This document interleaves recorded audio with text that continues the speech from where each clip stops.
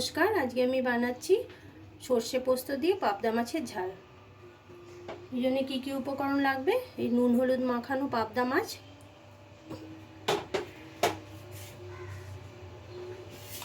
একটা টমেটো বাটা, আর এটার মধ্যে সর্ষে পোস্ত, কাঁচা লঙ্কা, দুটো কাঁচা লঙ্কা দিয়ে বেটে নিয়েছি। ঝালটা নিজেদের মতো করে নেবে। প্রথমে আমি কড়াইটা গরম করে মাছটা ভেজে নেব। কড়াটা গরম হয়ে গেছে, এর মধ্যে আমি সর্ষের তেল দিয়ে মাছটা ভেজে দেবো। এটা সর্ষের তেলেই রান্না হবে পুরো রান্নাটা। প্রথমে মাছগুলো ভেজে নিই।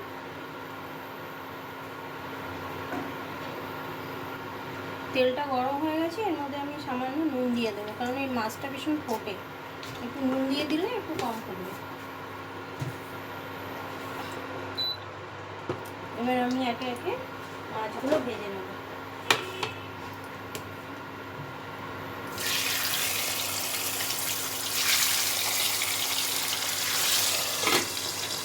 এইভাবে সব মাছগুলো ভেজে আমি দেখাচ্ছি। মাছগুলো আমার ভাজা হয়ে গেছে, এবার আমি ঝালটা বানিয়ে নিচ্ছি। এটা মাছ ভাজতে যতটুকু সময় লাগে, রান্না করতে বেশিক্ষণ সময় লাগে না। এর মধ্যে আমি সামান্য কালো জিরে ফোড়ন দিয়ে দেবো,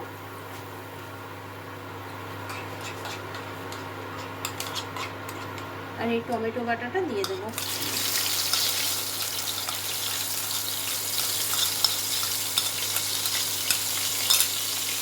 এটা একটু ভালো মতো ভেজে নিতে হবে তেলের সাথে। টমেটোটা আমার ভাজা হয়ে গেছে, এর মধ্যে আমি দুটো কাঁচা লঙ্কা কাটিয়ে দিয়ে দেবো। ঝাল এর আগেও আমি পোস্ত সর্ষের সাথে একটা বড় কাঁচা লঙ্কা বেটে দিয়ে দিয়েছিলাম। ঝালটা নিজেদের মতো করে নেবে।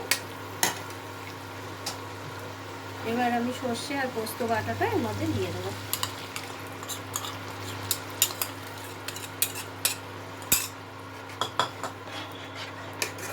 এটাও একটু ভালো মতো ভেজে নিতে হবে।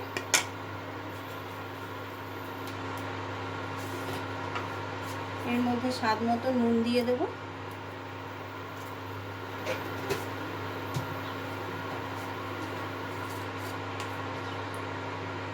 হলুদ দিয়ে দেবো। মশলাটা একটু কষিয়ে নিই তেলের সাথে।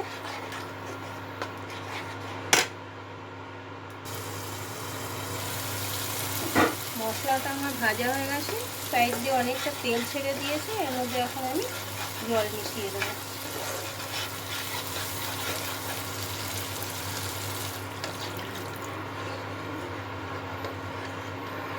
বেশি তো ঝোল হবে না,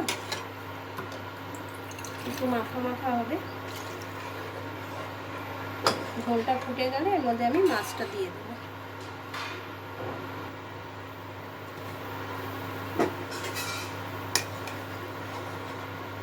ঝোলটা ফুটে গেছে, এবার এর মধ্যে আমি মাছগুলো একে একে দিয়ে দেবো।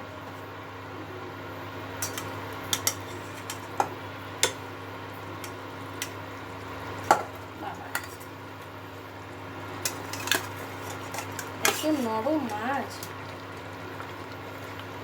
একদম তাজা মাছ।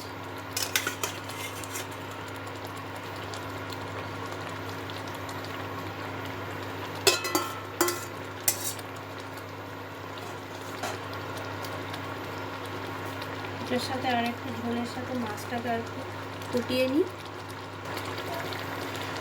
ঝোলটা ফুটে গেছে, এর মধ্যে আমি এখন বেশ খানিকটা ধনে পাতা দিয়ে দেবো।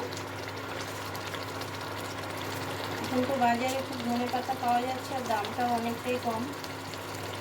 এটার মধ্যে যতটা পারবেন ধনে পাতা একটু বেশি করে দিলে খেতে বেশ স্বাদ হয়। ব্যাস, রান্না আমার কমপ্লিট। এবার ঢাকা দিয়ে রেখে দেবো 5 মিনিট, তারপর আমি সার্ভ করে দেখাচ্ছি। এবার আমি সার্ভ করে নিচ্ছি।